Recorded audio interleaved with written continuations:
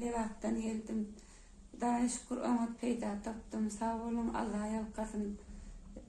Ben şu keteliyle geldim de gelende şu operasdayım. Operasalar geçirdim.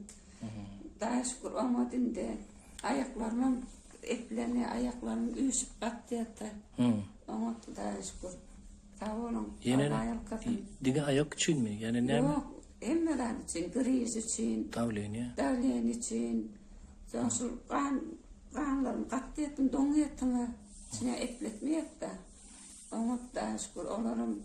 Bir indi tavanın yenen emekten gelirim. Ayağın eplenen aktı. O ayağım eplenen yaptı. Çiğiş mi ne yapayım kattı yattı. Sineğe oturup bile yaptım da öyle. He. Derman ulu hem kol olsa ak gördüm, bir kol olsa. Ama birine peydatını hayırını görmedim onun. Kolda işim. Öydem denediklerini ardına seveyim. Son olarak demek son aklefeyen bir bareken ondan at başladım. Kaptanım da koyup dene öyle memuriyatım da soyadım tapmasam. Olan çıkarma.